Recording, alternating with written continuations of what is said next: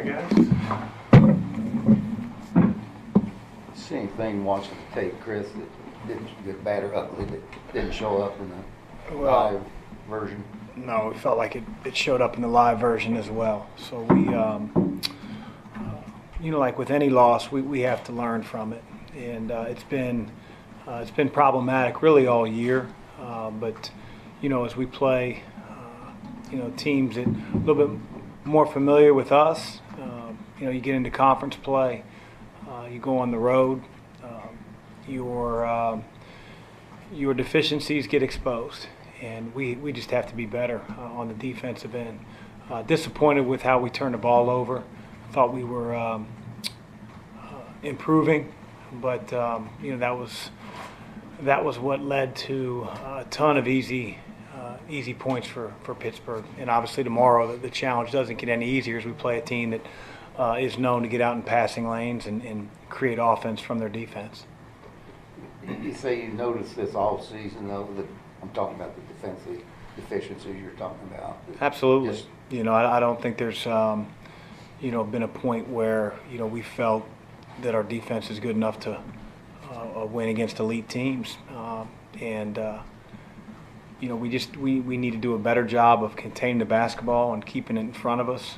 We got to do a better job as coaches, schematically. But at the end of the day, we have to keep the ball out of the lane, and the more it gets in there, the more problems it's going to present. Because of the defense, do you think it's an effort thing or just them trying to be familiar with the system? It's everything. It's everything. If it was one thing, it might be a little easier to fix. It's effort. A lot of things that you need on that end of the floor to be successful. A lot of the things that you need team-wise. It just starts with want, and that has not been where it needs to be.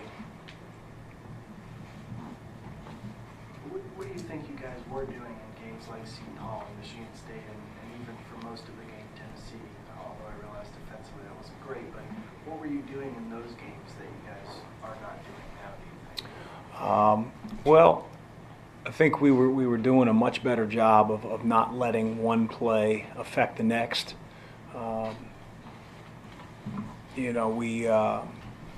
We were containing the basketball. I think with Seton Hall specifically, a little bit easier to do at times. With maybe their personnel. Some of the personnel from other teams has given us a tough way to go. I think they gained their confidence, and I'm talking about Pittsburgh when McGowan's hit a couple threes, which hasn't necessarily been a strength of theirs going into the game, and then it led to downhill driving and us not being able to foul. So again, I think that when you look at some of the games where we won, that maybe we were playing better defense, we weren't giving up as many points in transition as we did against Pittsburgh. There were a lot of times where, quite honestly, their defense led to their offense, and those are indefensible. 3-on-2s, 2-on-1s, having mismatches because you're sprinting back in transition, your defense not set. That really hurt us the other night against Pittsburgh. What does it do to your defense when a opposing guard gets in the lane with the ball? Well, it causes other people to figure out whether they need to help or not. And, at times that driver was too downhill. That the help is going to foul. You're going to pinch in and give up, open threes. It leads to, when the shot goes up, even if the first shot's missed, better positioning on the offensive glass. Again, that's where it starts for us, is to keep the ball out of the lane. North Carolina's guards shoot a lot of three-pointers. Are they more perimeter-oriented than some of the guards you played lately who want to get in the lane or not? Or they do both? Or? Carolinas do both. I mean, they're good for a reason. They got really good players. They got a great scheme. They play fast. They play inside out on the offensive end, and so we've got challenges everywhere. But I just think that on the defensive end, keeping the ball out of the lane, whether you're playing a post-up or whether you're playing a man on the perimeter. That's the task we face, really any game. But Carolina, they expose you because they have players at every position that can hurt you. Chris, when you look at a guy like Luke May, how difficult of a matchup does he pose? He's difficult. He's crafty. I think when you look at him, physically he doesn't overly impress you. And then, his skill level, his ability to pass and make his teammates better. He certainly is shooting the ball extremely well from distance, especially the last 4 or 5 games. And, he's a load in the post. So depending on, what type of 4-man you have, he's always a mismatch because he can go inside and out. And so I think that's what makes him so valuable, let alone all the experience that he brings to the table. Dwayne mentioned that you guys have discussed the slow starts and said they need to just come out and set the tone. How do you guys come out and set the tone? That's a good question. We would be tone setters in the right way if I knew right now. I think the only thing that you can do is not panic, continue to emphasize the things that you feel are important, and try to get those across to your players through film, through coaching. We're not going to, draw up some magical scheme, some magical defense. You just have to be, resilient. You have to stick to what you believe in as a coach, and that's what our coaching staff is going to continue to do and continue to stress. And but we do have to get off to better starts. There's no doubt about it. When you're on the road, you got to take care of the ball. Look at the first 5-6 minutes of the game against Pittsburgh. We have 7 turnovers, and you have to be the same team in your practice gym as you are on the road. And I'd like to think that experience could help that, but that certainly wasn't the case on Wednesday.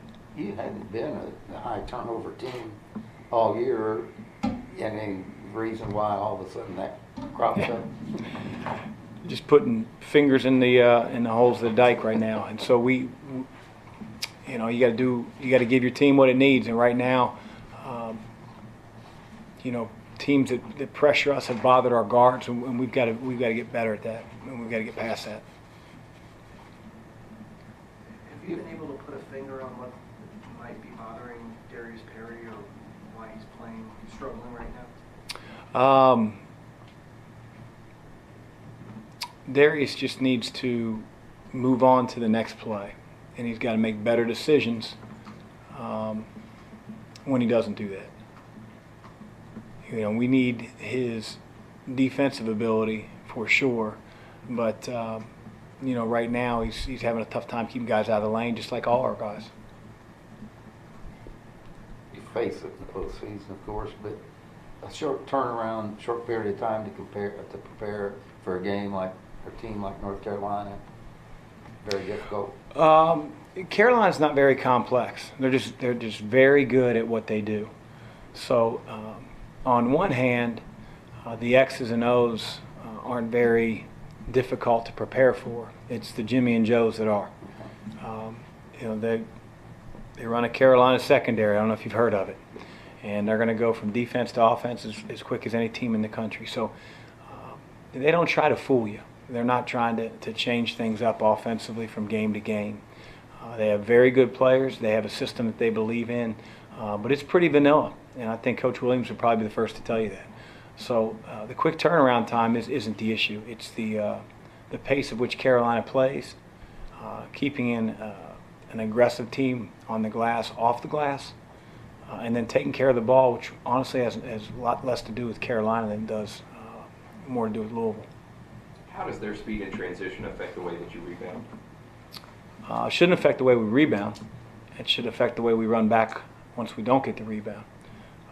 But I think anytime you can, gain, offensive rebound points, it gives you extra time to get back. And so we don't change our approach when it comes to playing a faster team from defense to offense on the glass. Anything else for Coach? It's been a while since you've been there, but you've never lost there, have you? No. Were you as an assistant at all 3 of the times? I was. Really good game. 2 years when Coach Doherty was the head coach, and then Coach Williams' first year, an epic game. It was either 2 overtime, 3 overtime game right before Christmas. I think it was first ACC game for Coach Williams. So, you know, a lot different team. They had a lot of talent back then in his first couple of years. Obviously, they won a national championship fairly early on. Makings of a really good team. We had a great team. It was a good time. Thanks, Coach. Yep.